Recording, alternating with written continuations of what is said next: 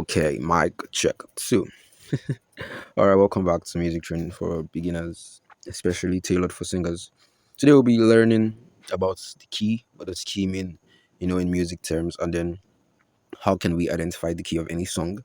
So identifying the key is one of the basic skills that you need to start developing, but it can be a bit tricky to describe the, especially for someone that does not have any or that has very little foundation of music. So before we go into technical definition, let's just look at some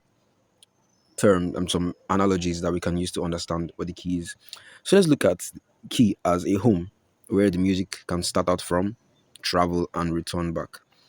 So the key is both a reference point and a resting place. So emphasis on the resting place. The key feels like the home of the song. So also using the example of a house, the key tells us the notes or the chords that are contained right in that key, contained in quotes now, or related to each other in that key. So same way every person in a home in a house is more or less related to one another by blood, by marriage and all that.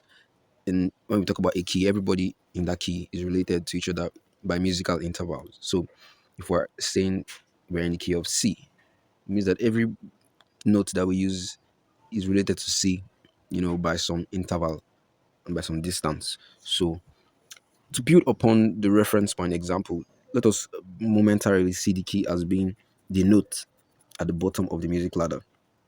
So you hear the key, the note that serves as the key being referred to as the root note. So it is the one at the bottom, and then from there you start building up the scale for that key. So that and those are like some simple analogies to understand what the key is. But now in strict but relatively simple music terms, what do we mean by the key? What does a key mean? Right. A key is the tonal center of a composition, which is established by a scale, usually major or minor, with a tonic serving as the gravitational point toward which melodies and harmonies tend to resolve. So this is by Benward in the ninth edition of his Music in Theory and Practice. So there are some key key components of a key, right? Because if you're going to understand what a key is, you must understand certain things. So the first thing is that a key is identified by its tonic. So we have tonic, root notes, central pitch, the tonal center. They're all pointing to the note that serves as the key, right? So that note is called the root note and it serves as the key. So that note is the central point at which every other thing tends to revolve around and resolve at. So whenever you sing that note or we strike that note, we have a sense of resting and resolution. Okay. So now apart from the note alone, right, we also have the mode. So the mode is can either be major or minor. Major or minor. So without going too much into music theory strictly, let's just examine the difference.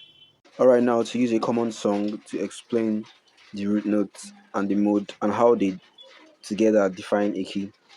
So we're going to use the song Mary Had a Little Lamb. So Mary had a little lamb, little lamb, little lamb. Mary had a little lamb whose fleece was white as snow. So if we hum this, hum, so that feels like the hum. Do, do, re, mi, fa, sol, la, ti, do. Ooh, Mary had a little. So that note is a root note. Now you can see that everything is sounding all bright. So this is the major mode. Now let's try the minor mode. So now Mary had a little lamb, little lamb, little lamb.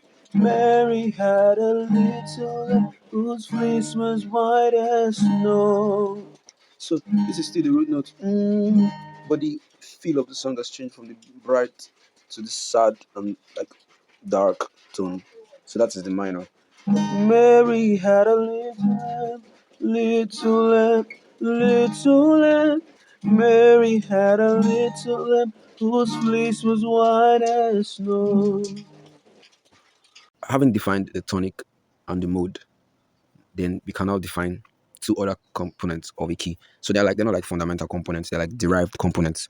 So the scale built from that key defines the key, and the scale that is built also defines the chords or the harmony that we can have in that key. Great.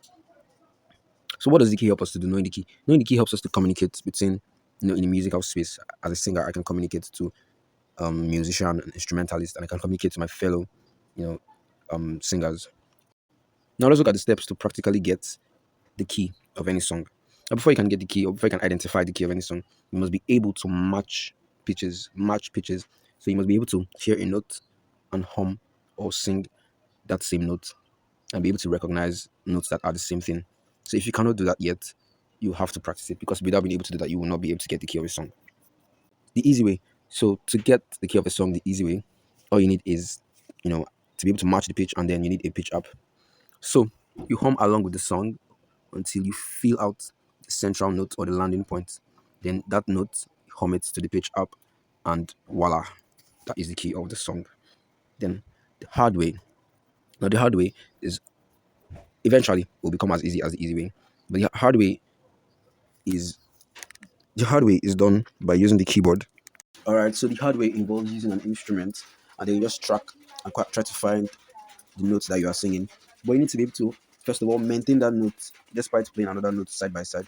And you need to be able to recognize if the note you are playing, you're humming, is higher or lower than the note you are um, playing on the instrument. So let's try to find this note.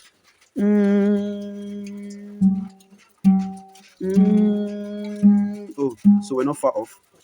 So this is G. So now let's try to find another random note.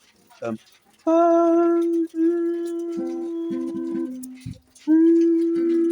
no, this is lower. So let's go higher. So this note that the instrument is playing is lower, so we need to go a bit higher. Higher still. So this is the note that we're looking for. You can use a keyboard to do the same thing too, but it's just recommended for you to stick to the easy way for now. So just hum the notes to a pitch up.